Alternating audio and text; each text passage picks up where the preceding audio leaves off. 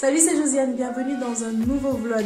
On se retrouve aujourd'hui parce que j'ai un gros projet ce trimestre, comme vous avez pu le constater normalement dans le titre de la vidéo. En fait, j'ai deux gros projets ce trimestre, mais aujourd'hui on va parler que d'un seul.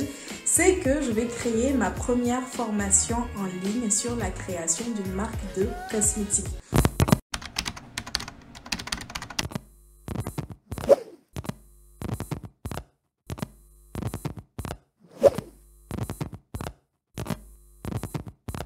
Si vous ne savez pas ce que c'est, le CPF, en fait, c'est le compte personnel de formation. En France, lorsque vous travaillez, vous cotisez en même temps, on va dire, et cette cotisation-là se transforme en solde de formation, ce qui fait que vous pouvez suivre toute formation éligible sans avoir à débourser aucun sou. Ce que je vais faire, c'est que je vais vous partager un petit peu mon rétro-planning pour que vous voyez à quoi ça ressemble, mais également qu'est-ce que j'ai à faire exactement. Alors, juste que je retourne ça. Et voilà mon rétro-planning sur la création de ma formation. Donc, vous voyez un petit peu sur l'écran. Donc, ici, c'est tout ce que j'ai à faire. Donc, tous les gros domaines, on va dire. Donc, il y a la conformité CPF sur laquelle je vais m'atteler. C'est par là que je vais commencer parce que c'est ce qui prend le plus de temps. J'ai sous-estimé le temps que ça prend. Apparemment, il fallait compter au moins 3 mois. Donc, je prévois de lancer ma formation le 10 avril 2022. À l'heure où je vous parle, nous sommes le 3 février 2022. J'ai commencé à bosser sur le CPF il y a peut-être 2 semaines, même pas. Donc, je ne suis absolument pas en avance là. Je ne suis pas vraiment dans les 3 mois. On va voir comment est-ce que ça va être. Mais avant ça, je vous montre un petit peu. Il faut également que je crée le contenu de la formation parce que c'est bien beau, mais il faut que je sache exactement quels seront les modules, quels seront les chapitres. Là, j'avoue, j'ai déjà fait quand même un plan qui est assez complet. C'était assez facile parce que c'était tout simplement reprendre mes séances de coaching, faire intervenir l'avis que mes coachés me donnaient jusqu'à présent, où est-ce que je vois qu'ils avaient le plus de mal à apprendre, est-ce que je dois plus insister, qu'est-ce que je dois reformuler, qu'est-ce que je dois ajouter. Donc, ça, c'est fait. Et ensuite, ce qui va être intéressant à voir, c'est également l'élaboration de la charte graphique. Parce que oui, comment? Parce que oui, alors ça fait maintenant un peu plus d'1 an que je suis sur YouTube et que je fais tout à la one again. Donc c'était très bien, je suis pour le fait d'expérimenter un petit peu, de pas forcément mettre du budget tout de suite dans quelque chose quand on n'est pas sûr de comment est-ce que ça va rendre. Mais là, je pense qu'il est temps d'investir quand même dans mon branding personnel, c'est-à-dire mieux refaire un petit peu mes pages, que ce soit beaucoup plus cohérent. Et surtout, j'ai envie que la formation que je donne soit suffisamment qualitative, autant au niveau du fond que de la forme. Donc, voilà pourquoi est-ce que je vais passer par Célia, ma designer, qui me fait tous les packaging Iwalewa, logo, qui m'a fait ma première maquette de site internet, donc qui va également me faire tout le branding. Et ce sera intéressant de voir comment on crée tout ça. À part le design, j'ai également de la recherche de nouveaux partenaires à faire parce que je voudrais quand même lier un maximum de collaboration pour cette formation-là. Je voudrais, lorsque je coach les personnes, enfin évidemment, je me rends compte que après le coaching, moi j'accompagne sur la réglementation, sur la recherche des fournisseurs, sur l'étude de marché, sur le marketing, la budgétisation. Donc c'est une formation quand même qui est assez complète. Mais derrière, une fois que la formation est terminée, les personnes ont toujours besoin d'accompagnement. Donc là, j'ai trouvé que ce serait quand même intéressant de pouvoir les diriger, faire, je sais pas, une sorte de collaboration avec une avocate par exemple sur l'aspect légal de la création d'entreprise, faire également une collaboration avec ma designer Célia pour que lorsque les personnes sortent de ma formation, elles puissent avoir facilement accès et surtout à tarif privilégié à un pack design ou enfin je sais pas, j'ai ça comme ça. À l'heure actuelle, je n'ai pas vraiment réfléchi au concept, mais qu'elles aient aussi accès à des types de laboratoires, qu'elles se retrouvent pas dans le vide en fait. Voilà. Mais bon, de toute façon, pour tout ce qui est partenariat, on verra ça plus tard. Aujourd'hui, ce que je vais faire, c'est que je vais travailler sur la partie administrative. J'ai un peu la phobie administrative sur les bords, donc je crains un peu cette partie. Mais on va se dire que ça va aller. J'ai pris une formation, donc j'ai acheté une formation spéciale qui apprend, qui enseigne comment rendre sa formation éligible au financement CPF. Donc normalement je suis guidée, donc ça devrait aller pour le mieux. Normalement, tout va bien se passer.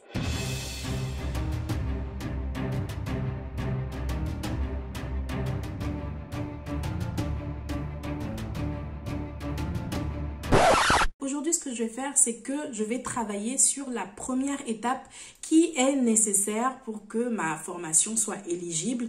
Donc, je vais travailler à la constitution de mon dossier pour ma demande de numéro de déclaration d'activité. Alors, cette demande de numéro de déclaration d'activité, voilà, elle doit se faire en ligne, normalement, facilement. Le seul truc qui bloque, entre guillemets, c'est que pour que cette demande-là soit recevable, il faut déjà que je trouve mon premier client. Donc, ça veut dire qu'il faut que je trouve une personne qui accepte de me signer, d'écrire une lettre de motivation et de me signer une convention ou un contrat de formation pour dire qu'elle veut suivre ma formation qui n'existe pas encore et qui sortira potentiellement dans 3 mois. Voilà. Donc, c'est surtout cette partie-là qui va un petit peu coincer, entre guillemets. On va dire, il va falloir que je fasse de la prospection. Donc, aujourd'hui, je vais simplement travailler à la constitution du dossier en ligne et je vais voir en fait plus en détail ce que c'est que cette convention de formation ou ce contrat de formation. Et je vais préparer donc une newsletter à envoyer à toutes les personnes qui me suivent en newsletter pour voir s'il y a des personnes qui pourraient être intéressées parce que en soi, la formation ne leur coûterait rien du tout. C'est ce qu'on va faire aujourd'hui. J'espère que je vais trouver mon premier client assez rapidement parce que j'ai pour objectif de finaliser ce dossier et de terminer ma demande, de soumettre ma demande fin semaine prochaine. C'est quelle date? C'est... J'ai marqué quelle date dans mon rétro-planning? Dans mon rétro-planning, j'ai marqué 13 février. 13 février, c'est dimanche prochain, quoi. Et nous sommes jeudi. Tout va bien se passer.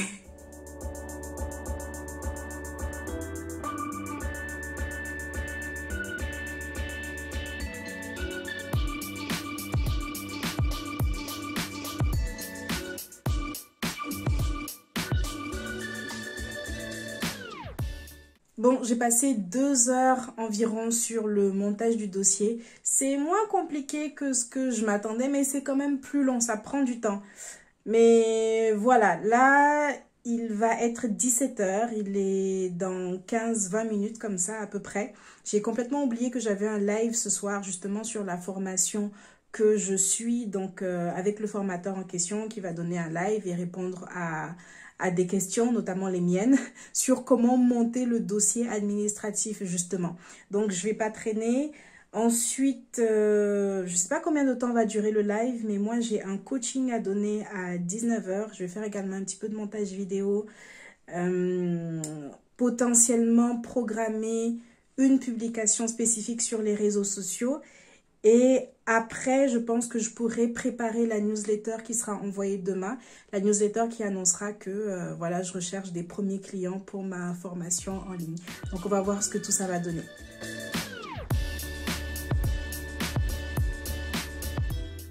Je crois que j'ai trouvé mon premier client pour appuyer mon dossier et faire ma déclaration d'activité. Donc, passer la première étape pour rendre ma formation finançable par le CPF.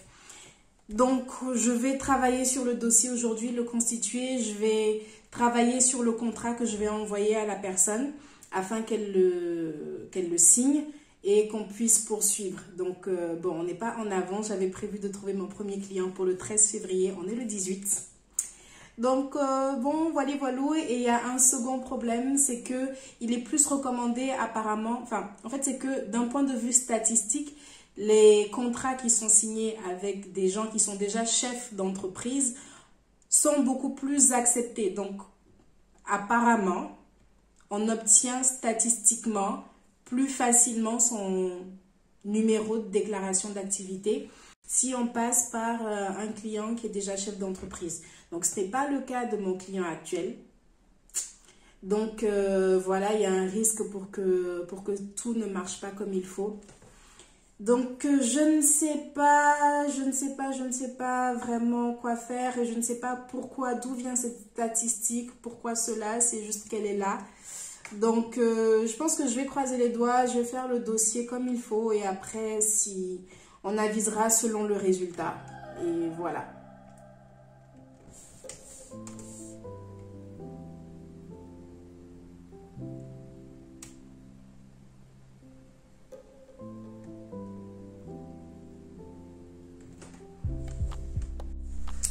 On est samedi, 11h18.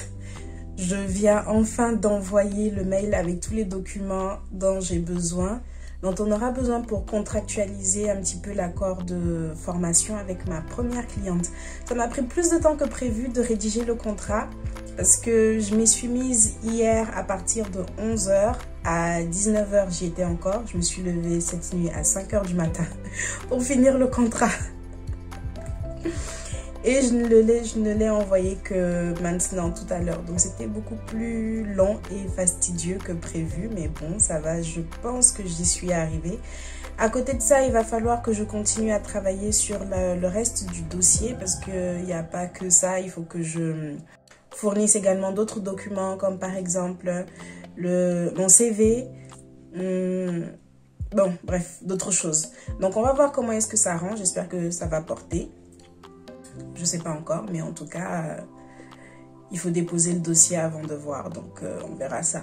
Bon, je vais continuer tranquillement ma journée de samedi. Peut-être dormir un peu, ce serait pas mal. Et voilà. Bon, je ne sais pas à quand date la dernière fois que j'ai filmé pour ce vlog. Mais en tout cas, aujourd'hui, on est le 21 mars et je suis à la bourre totale. Je pense que dans les séquences précédentes, je devais demander mon numéro de déclaration d'activité, qui est en fait un numéro qui va me permettre d'enclencher un petit peu toutes les démarches pour rendre ma formation finançable par le CPF. Et pour obtenir ce numéro, je devais constituer un gros dossier et surtout trouver mon premier client. Chose que j'ai faite, donc j'ai déposé mon dossier et je pense qu'il y a un problème dans les délais qu'on m'avait annoncés. Parce qu'on m'avait annoncé un délai de... Alors, on m'avait déjà dit, je crois, 7 jours en moyenne, mais moi-même, j'avais compté 3 semaines. Et là, ça va faire un mois que je n'ai pas de nouvelles, que je n'ai pas mon numéro de déclaration d'activité. Donc, voilà. Or, il me faut absolument ce numéro pour finir, pour faire la suite des procédures, quoi, tout simplement. Donc, la semaine passée, j'ai eu un déclic. Je me suis dit, je vais essayer quand même de continuer sans avoir ce numéro pour ne pas perdre trop de temps sur la gestion administrative. Donc, la seconde partie, la seconde chose qu'il me reste à faire, c'est donc avoir ma certification Calliope. Donc, je vais faire appel à un organisme certificateur, chose que j'ai déjà faite, qui va un petit peu analyser mon dossier, un énorme dossier également que je suis en train de préparer. Ils vont analyser les documents que je leur remets. Ensuite, ils vont me passer un audit, c'est une sorte de contrôle où ils vont voir est-ce que ma formation répond aux critères de qualité nationaux, on va dire. Est-ce que c'est une bonne formation? Est-ce que mes clients vont apprendre des choses? Il y a tout un tas de choses à prouver. Je vous passe les détails, mais en tout cas, je travaille dessus depuis la semaine dernière. J'ai passé mon week-end dessus. Il y a 7 indicateurs qualité pour cette certification et chaque indicateur, enfin, au total, il y a 32 indicateurs de performance. Et pour chaque indicateur, il faut remettre un ou plusieurs documents. Donc, ça fait énormément de documents à préparer et à remettre à l'organisme. Voilà où j'en suis.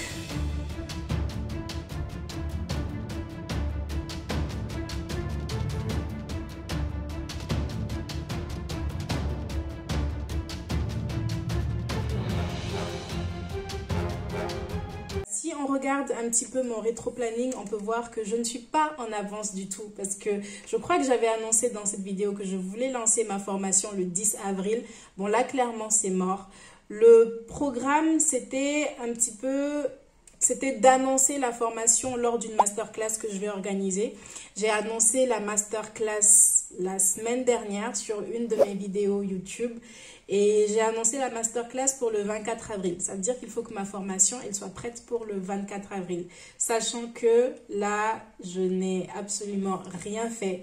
J'ai passé les semaines passées, tout mon mois de février, de mars, bref, tous mes mois depuis le début ont été passés à juste préparer des dossiers administratifs. C'est fou parce que l'idée, c'était de pouvoir proposer la formation à plus de personnes, donc en faisant les démarches administratives. Mais au final, on est tellement dedans qu'on n'a pas le temps pour préparer la formation en elle-même. Donc, voilà, j'ai fait que de l'administratif depuis lors. Mais j'étais obligée quand même d'annoncer la formation. Donc, j'ai quand même annoncé la masterclass le mercredi soir, donc dans ma vidéo. Et le jeudi... Non, et le vendredi, en appelant les organismes certificateurs, j'ai vu que je pouvais avoir un délai de 6 semaines avant de pouvoir avoir ma certification, alors qu'initialement, on m'avait annoncé un délai de 10 jours. Donc, même pour le 24 avril, ça risque de pas être OK en fait. Mais, je sais pas. Franchement, je ne sais pas. Tout est embrouillé dans ma tête. À l'heure actuelle, je me demande même, est-ce que vous comprenez ce que je suis en train de raconter? Parce que c'est tellement embrouillé dans ma tête. Je ne sais pas si j'arrive à le ressortir comme il faut, si j'arrive à réellement exprimer le malaise. Mais on va tout faire, en tout cas, pour que tout soit bon le 24 avril. Mais le problème, c'est qu'il y a beaucoup de choses qui ne dépendent pas de moi. Il faut que j'ai mon numéro entre-temps. Il faut que je puisse passer ma certification, sachant que les délais annoncés par les organismes sont hyper longs, sauf que je ne peux pas... commencer au plus tôt avec les organismes alors que j'ai pas mon numéro. Bref.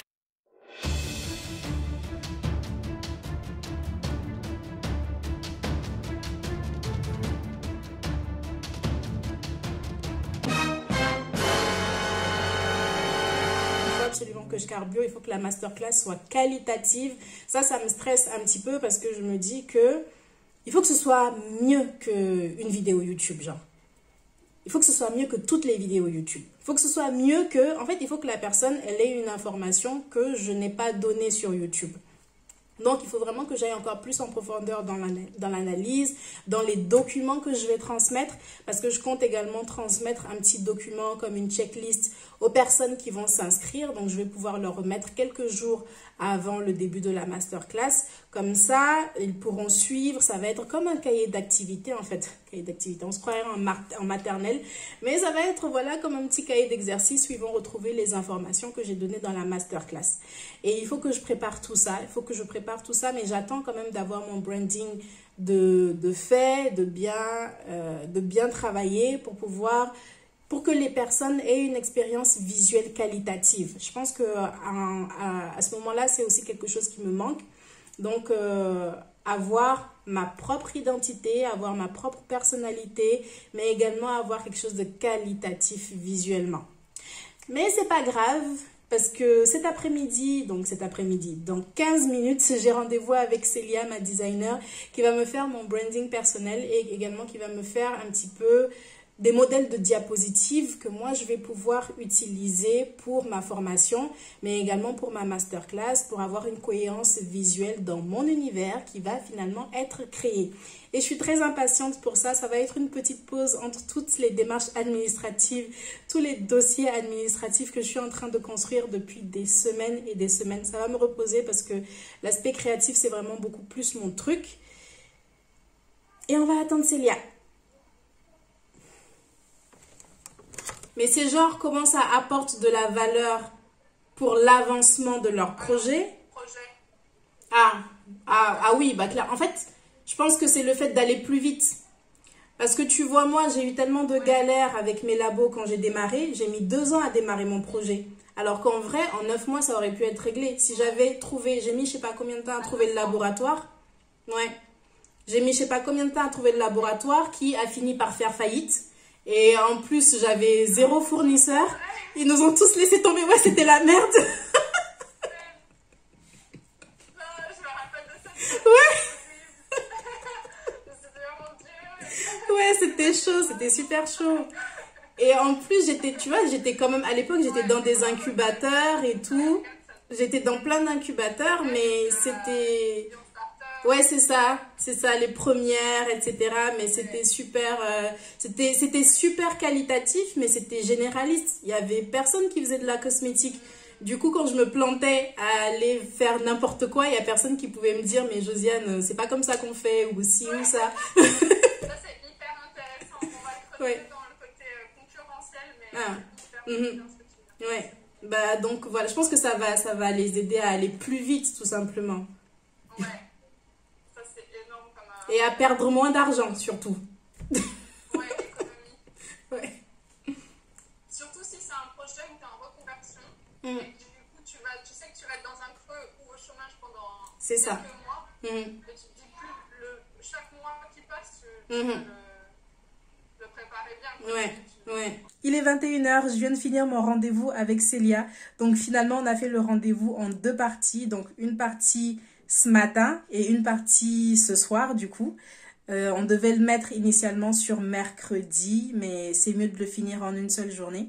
Ça s'est très très bien passé, donc on a pu discuter un petit peu de moi, mes valeurs, de ma vision avec cette entreprise-là, de ce que j'avais envie de transmettre, comme je le disais.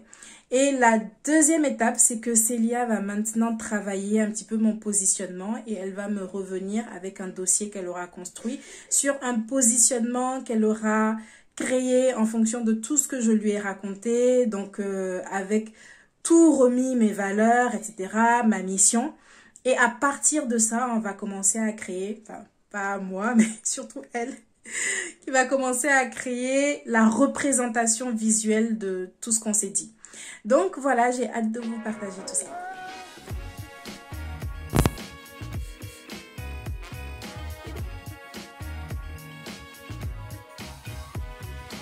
Bon, on a un problème. Imaginez-vous que j'ai passé 3 mois sur des démarches administratives, clairement depuis le mois de janvier. Enfin, peut-être même plus de 3 mois, du coup, un petit peu plus. Mais j'ai passé 3 mois sur des démarches administratives et maintenant il me reste moins de 2 semaines pour les contenus pédagogiques même. C'est sérieux ou c'est sérieux ça? J'ai filmé mes 3 vidéos hier. Tout à l'heure, j'ai filmé ma vidéo de présentation générale. Plus qu'une vingtaine de vidéos comme ça. Voilà. Non mais c'est honteux, non mais c'est... Pourquoi je raconte ça?